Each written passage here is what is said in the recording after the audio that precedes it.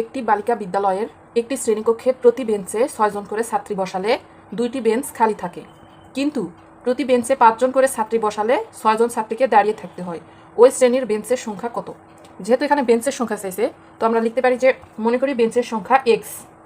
প্রশ্ন মতে প্রথমে কি বলছে যে প্রতি বেঞ্চে 6 জন করে ছাত্রী বসালে 2টি বেঞ্চ খালি থাকে, 2টি বেঞ্চ খালি থাকে।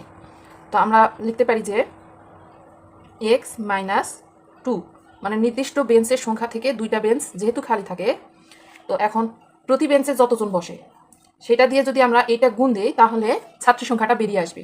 তো সেই ক্ষেত্রে আমরা দিতে পারি গুণ 6 ইকুয়াল, দ্বিতীয় শর্ত মতে প্রতি বেঞ্চে 5 জন করে ছাত্রী বসালে, বেঞ্চের সংখ্যা ছিল x আর প্রতি বেঞ্চে 5 জন করে বসালে হচ্ছে 5-এর সঙ্গে x গুণ করলে, কিন্তু আবার এখানে কি বলছে যে 6 জন ছাত্রীকে দাঁড়িয়ে থাকতে হয়, প্লাস বেঞ্চের বাইরে যেহেতু 6 জন সেক্ষেত্রে প্লাস 6।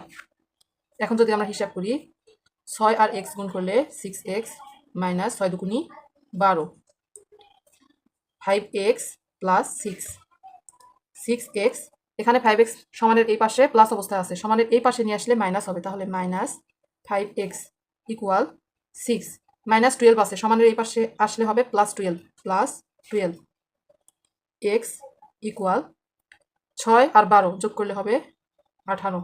অতএব x সমান 18, অর্থাৎ বেঞ্চের সংখ্যা 18। এইটাই আনসার।